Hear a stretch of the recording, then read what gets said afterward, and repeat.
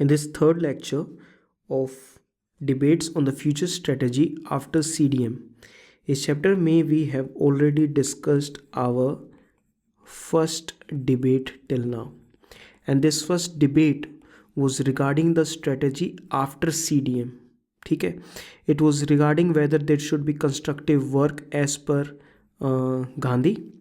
There should be constitutional struggle which should go on through elections and everything, or there should be a struggle victory strategy of the leftist people in the Congress, of the leftist people, that is represented by Jawaharlal Nehru.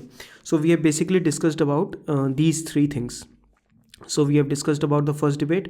After the first debate, we discussed about the Government of India Act 1935, and we discussed its major provisions कि what it brought. ठीक है, and one of the biggest provisions if we talk about was twofold. Number one was कि एक federation establish होगी. ठीक है, और ये जो फेडरेशन एस्टेब्लिश होगी इसके अंदर ब्रिटिश प्रोविंसेस होंगे, चीफ कमिश्नर प्रोविंसेस होंगे, एंड द इंडियन स्टेट्स और द प्रिंसली स्टेट्स होंगे. लेकिन ये नहीं हो पाया था बिकॉज इंडियन स्टेट्स ने यानी प्रिंसली स्टेट्स ने इसमें पार्टिसिपेट नहीं किया था. राइट. सेकेंड वन वॉज कि जो डायरकी, ठीक है, जो डायरकी एस्टेब्लिश की थी प्रोविंशियल लेवल पर, ठीक है, वो ख़त्म कर दी और उसकी जगह प्रोविंशियल ऑटोनॉमी आ गई. ठीक है, provinces were now the direct representation of the crown. ये हमने लास्ट लेक्चर में डिस्कस करा है. फाइन. उसके बाद ये डायरेक्टली कहाँ पर आ गई? It was introduced at the central level. Central level पर इसको इंट्रोड्यूस किया गया. राइट. चलिए अब हम नेक्स्ट पे चलते हैं, which is our the second debate. Now second debate की जो डिस्कशन है ना, उसकी शुरुआत इस पॉइंट से होती है कि 1937 में होने वाले हैं प्रोविंशियल इलेक्शंस. क्या होने वाले हैं? There will be provincial elections. ठीक है, इन 1937. ना अब जब ये प्रोविंशियल इलेक्शंस होंगे, दीज प्रोविंशियल इलेक्शंस कैसे होंगे? ना प्रोविंसेस को तो क्या मिल चुकी है? प्रोविंशियल ऑटोनॉमी मिल चुकी है. ठीक है, तो एक नया सिस्टम आ चुका है which is of responsible government, कि जो भी इन इलेक्शंस को जीतेगा वो रिस्पॉन्सिबल मिनिस्ट्रीज बनाएगा. ठीक है, and those ministries will be responsible to the legislature. Now the question was कि ठीक है 1937 वाले इलेक्शंस में हम लोग पार्टिसिपेट कर लेते हैं, लेकिन उसके बाद जब हम इलेक्शन जीत जाएंगे whether we should accept the office और नॉट, बिकॉज कहीं ना कहीं ये जो पूरा का पूरा जो सिस्टम है ये दिया कहाँ हुआ था? This was given in 1935 act. और कांग्रेस ने 1935 एक्ट को बिल्कुल रूट एंड ब्रांच से, रूट एंड ब्रांच हम कब बोलते हैं किसी भी चीज़ को? जब हम किसी चीज़ को 110% कंप्लीटली उसको मना करते हैं कि भाई हमें ये बिल्कुल भी रिक्वायर्ड नहीं है, हमको ये एक्सेप्टेड नहीं है. तो 1935 के एक्ट में ही तो ये चीज़ दे रखी थी. तो अगर ऑफिस एक्सेप्ट कर लिया तो कहीं ना कहीं हम 1935 को भी एक्सेप्ट कर रहे हैं. राइट. तो सवाल इस चीज़ पे था कि इलेक्शन जीतने के बाद ऑफिस एक्सेप्ट किया जाए मिनिस्ट्रीज़ को या ना किया जाए. तो एक फाइनल डिसीजन ये होता है कि भाई एक काम करते हैं, पहले इलेक्शंस को वो कर लेते हैं, हम इलेक्शंस को फाइट कर लेते हैं, जीत जाते हैं, उसके बाद ऑफिस एक्सेप्ट करेंगे या हम उनको रिजेक्ट करेंगे. तो वो क्वेश्चन हम बाद में फाइंड आउट कर सकते हैं. ठीक है, तो हम ये पहले वाले स्टेज को देखेंगे जब we are talking about the office acceptance. ठीक है, तो पहले वाले को देखते हैं कि इलेक्शंस को फाइट करते हैं. ठीक है, 1937 वाला ये वाला पार्ट आ गया. तो elections to the provincial assemblies ये होने हैं. ठीक है, everyone in the Congress agreed that 1935 Act was to be opposed root and branch. This we have discussed. ठीक है, now what they are basically saying कि what to do after the elections, ये बात बिल्कुल भी क्लियर नहीं थी. ठीक है, तो कांग्रेस को अगर if Congress got the majority in these provinces, क्या वो गवर्नमेंट बनाएगी या गवर्नमेंट नहीं बनाएगी? This question is to be decided later on. Clear? Okay. Now we have the divided opinion. Divided opinion of who? कि इस चीज़ के रिगार्डिंग कि क्या किया जाना चाहिए. Now Jawaharlal Nehru, Subhash Chandra Bose and other Congress socialist and communist. Now if you remember these people, ठीक है, they represent the leftist trend. ठीक है, याद है? Socialism leftist, communism far left strategy extreme. ठीक है। दे अपोज्ड ऑफिस एक्सेप्टेंस, इन्होंने साफ बोल दिया कि भाई आप ऑफिस एक्सेप्टेंस मत कीजिए, बिकॉज अगर हमने ऑफिस को एक्सेप्ट कर लिया तो it means we want the 1935 का जो एक्ट है उसकी वर्किंग में हम लोग साथ दे रहे हैं। They wanted to completely reject the ideas, because क्योंकि 1935 एक्ट के अकॉर्डिंग अगर इंडियन मिनिस्टर्स ऑफिस को एक्सेप्ट कर लेते हैं after 1937 elections, then it will basically means to taking responsibility, but लोगों के पास पावर नहीं है। तो लेफ्टिस्ट ने क्या कहा, they proposed a counter strategy what should be done. They said कि proposed entry into the councils, कि ठीक है काउंसिल्स में हम प्रोविंशियल असेंबलीज में पार्टिसिपेट कर लेते हैं, लेकिन वहां जाकर हमें डेडलॉक्स क्रिएट करने पड़ेंगे ताकि किसी भी प्रकार का इस वर्किंग ऑफ द 1935 एक्ट को हम कंप्लीटली ब्लॉक कर सके। This is what they want. Now if you remember this particular part, की यही एक स्ट्रेटजी थी स्वराजिस्ट की। After the 1919 elections the same thing, government of India act 1919 के बाद यही चीज़ हुई थी, and the Swarajist who are C.R. Das and Motilal, second one was Motilal Nehru. These two people formed a separate body, ठीक है। स्वराज सभा उन्होंने बना ली थी और उसके अंदर भी सेम कंसेप्ट हुआ था कि हम डेडलॉक क्रिएट करने के लिए जा रहे हैं। लॉन्ग टर्म स्ट्रेटेजी में क्या करेंगे, हम ज़्यादा से ज़्यादा वर्कर्स को, पीजेंट्स को, अलग अलग ऑर्गेनाइजेशंस को हम इंटीग्रेट करेंगे कांग्रेस के अंदर, और एक सोशलिस्ट जो एंगल होता है, because we have to establish socialism, क्योंकि उसी सोशलिज्म से there will be equality in our society, ठीक है। There will be community, there will be a society which will be egalitarian in nature. Egalitarian कौन सी society होती है, which is highly equal society, right. ये कांग्रेस में हम करेंगे और फिर उसके बाद हम धीरे धीरे मास मूवमेंट को वापस से रिज्यूम कर देंगे, राइट। जो लोग ये कह रहे थे कि ऑफिस को एक्सेप्टेंस कर लेना चाहिए, दे सेड कि भाई हमें 1935 एक्ट से कंप्लीटली फाइट करना है, ठीक है, लेकिन इस लेजिस्लेचर के अंदर एंट्री लेना और ऑफिस को एक्सेप्टेंस करना ये सिर्फ एक शॉर्ट टर्म टैक्टिक है, ठीक है। ये क्या है, शॉर्ट टर्म टैक्टिक है, ठीक है, क्योंकि इस पॉइंट ऑफ टाइम पे किसी भी प्रकार का मास मूवमेंट तो अवेलेबल है नहीं, जैसे सीडीएम था, जैसे नॉन कोऑपरेशन था, ये सब मास मूवमेंट अवेलेबल नहीं है एट दिस पॉइंट। तो क्या किया जाए, तो लेजिस्लेचर्स में पार्ट लेके हमें एक शॉर्ट टर्म टैक्टिक के थ्रू काम करना चाहिए, ठीक है। ऑफिस को कैप्चर करना या रिजेक्ट करना ये सोशलिज्म का क्वेश्चन है ही नहीं, लोगों ने बोल दिया। जो ये बात बोल रहे हैं ना ऑफिस एक्सेप्टेंस की, ये कह रहे हैं यार ये सोशलिज्म का सवाल नहीं है, ये तो एक स्ट्रेटजी का सवाल है कि what strategy we are using to achieve socialism in our country for to get equality, ठीक है। हम ऑफिस में एक्सेप्ट हो जाएंगे, हम मिनिस्ट्रीज फॉर्म कर लेंगे और हमारे मन में ये आएगा कि यार पावर तो कितनी अच्छी चीज़ है, लेकिन टेंडेंसीज को हमें फाइट करना है, ठीक है।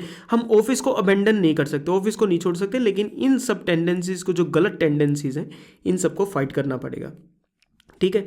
Because if we don't accept the offices, अगर हमने मिनिस्ट्रीज फॉर्म नहीं करी तो जो प्रो गवर्नमेंट जो लोग हैं ना, जो गवर्नमेंट के साथ हैं, जो ब्रिटिश के साथ हैं जो लोग, वो उन चीज़ों में फिलअप हो जाएंगे एडमिनिस्ट्रेटिव, और हमारे लिए डिफिकल्टी और भी ज़्यादा बढ़ जाएगी, चाहे हमारे पास लिमिटेड पावर ही क्यों ना। बिकॉज सोशलिस्ट ने ये बात बोली, उन्होंने बोला कि हमारे पास पावर्स तो होंगी नहीं, रिस्पॉन्सिबिलिटीज़ होगी सिर्फ, तो उन्होंने बोला कोई बात नहीं, हमारे पास लिमिटेड पावर्स तो होंगी, उन्हीं का ही यूज़ करके हम कंस्ट्रक्टिव वर्क करेंगे by using these ministries. So this is what their agenda is. तो ये हो गया ऑफिस एक्सेप्टेंस वाले जो लोगों का जो व्यूज़ हैं उनके, ठीक है, उनके ये वाले व्यूज़ हो गए।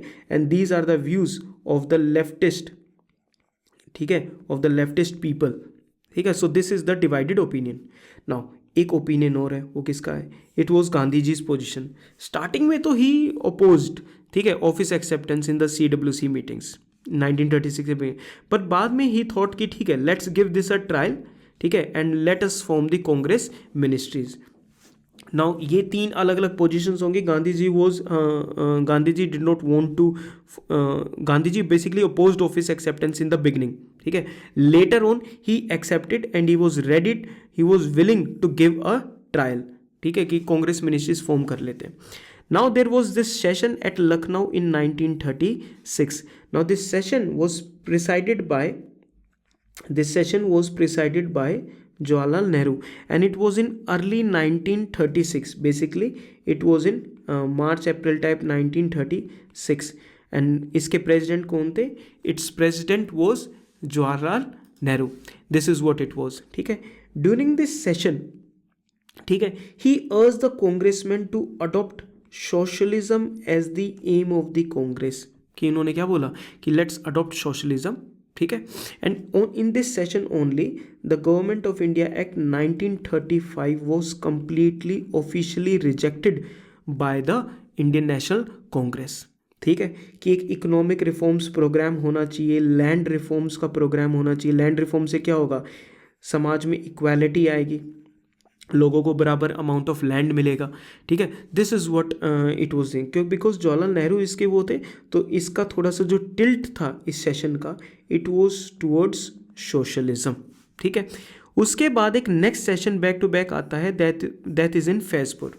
ठीक है, now Faizpur is a rural area in the state of Maharashtra. ठीक है, now this was the first session. याद रखना इस चीज़ को, ये काफ़ी इंपॉर्टेंट पॉइंट है, that it was the first session which was held in a rural area.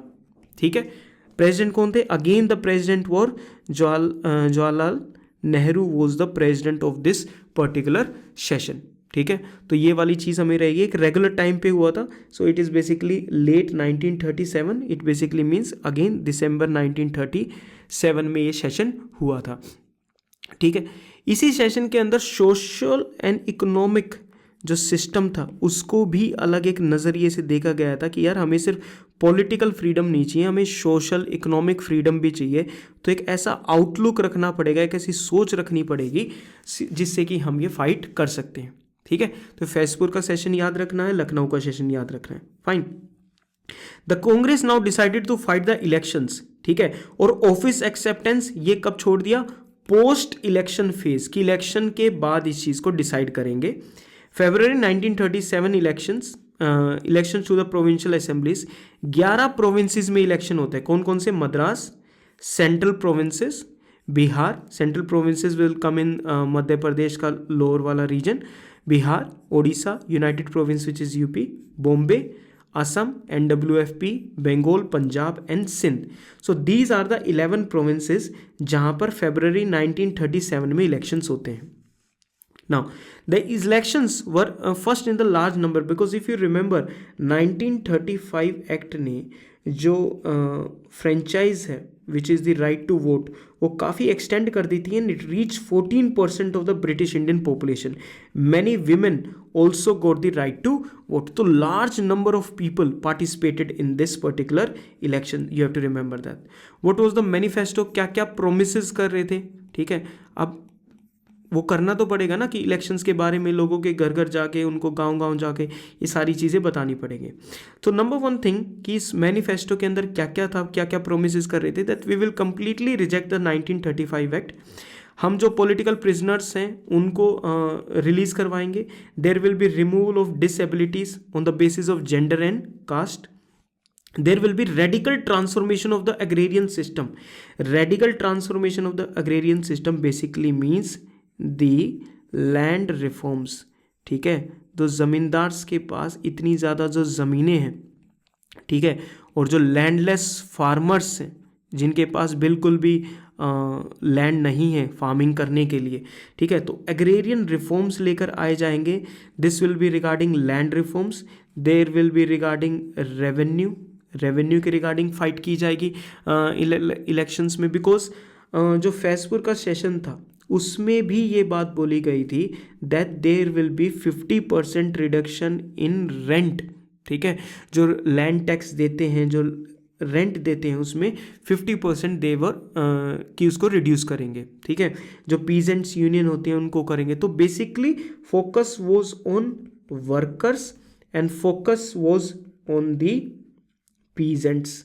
ठीक है, please remember this part. There will be substantial reduction of rent and revenue. Scaling down of rural debts खत्म करे जाएंगे. Cheap credit, मतलब जो ज़मींदार और जो ये बाकी लोग होते थे, मर्चेंट्स होते थे, ये बड़े ही हाई इंटरेस्ट रेट पे, ठीक है, लोगों को ब्याज पे पैसा देते थे, तो चीप क्रेडिट कर दिया जाएगा, इंटरेस्ट रेट को कम किया जाएगा, right to from trade union strike करने गए, ठीक है। और गांधी जी इन इलेक्शंस में पार्टिसिपेट नहीं कर रहे थे because he was basically focusing himself on the constructive work, ठीक है। तो अब मैनिफेस्टो हो गया, इलेक्शंस आ गए फरवरी में, ठीक है। सारी की सारी 11 प्रोविंसेस के अंदर टोटल लेजिस्लेटिव असेंबलीज में सीट्स थी 1585 सीट्स थी, उसमें से 1161 पे कांग्रेस ने अपने कंटेस्ट करा और उसमें से 716 दे वोन, तो 716 seats were won out of 1585 total number of seats in the 11 provinces, ठीक है। तो काफ़ी this is the very good number which they have got, so it got a majority in all the provinces, सभी provinces में majority तो मिल गई except in Bengal, Assam, Punjab, Sindh and NWFP, ठीक है। सो दीज 5 एरियाज, इसमें उनको मेजोरिटीज मिली, 6 प्रोविंसेस में they got the majority, they emerged as the largest party, ठीक है, in Bengal, Assam and NWFP because of this. अब ये इलेक्शन देखो, अब ये जीत गए, now there was civil disobedience movement, then there were some truce का पीरियड आया, ठीक है, एंड अब इनको क्या मिल गए, अब इनको रिफॉर्म्स मिल गए एंड इनकी विक्ट्री हो गई, ठीक है। तो this is what was the strategy of struggle, truce struggle strategy, ठीक है। अब इसमें हो गया, अब जैसे ही इस परफॉर्मेंस हुई, कांग्रेस की जो प्रेस्टीज थी ना, जो उसकी रिस्पेक्ट थी लोगों की नज़रों में, वो और भी ज़्यादा बढ़ गई, ठीक है। And Nehru also got reunited, reconciled with the dominant strategy of STS, struggle truce struggle वाली जो स्ट्रेटेजी है उसके साथ वो मिल गए, because Nehru earlier provided the struggle victory strategy, कि स्ट्रगल करते रहो, लगातार स्ट्रगल करते रहो जब तक विक्ट्री ना मिल जाए। बट यहाँ पर हम देख सकते हैं कि इन ये STS जो स्ट्रेटेजी है ये बेसिकली वर्क कर गई, ठीक है। So this is what the second one was. After this there will be the question कि whether to accept the offices और टू रिजेक्ट दी ऑफिसेज, तो बेसिकली ऑफिसेज को बाद में जाके एक्सेप्ट कर लिया जाता है, ठीक है। The question will be resolve. So this was the chapter on the debates on the future strategy after CDM। इसे नेक्स्ट चैप्टर में we will be talking about कि अब इन प्रोविंसेस के अंदर ये जो 11 प्रोविंसेस हैं उसमें उन्होंने 6 में मेजोरिटी हासिल कर ली थी, सभी में गवर्नमेंट बना लेगी, तो कांग्रेस रूल आ जाएगा। 9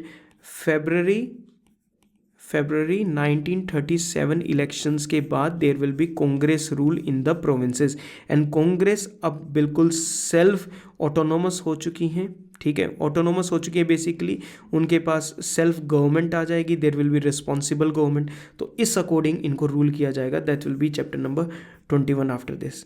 तो this was basically the chapter number 20 which was regarding the debates on the future strategy after civil disobedience movement. I hope you got the complete chapter. There are 3 lectures in this. Revise the 3 lectures. I hope you will get everything correct and you will revise it and you will be able to memorize it well. So take care and keep learning. Bye bye.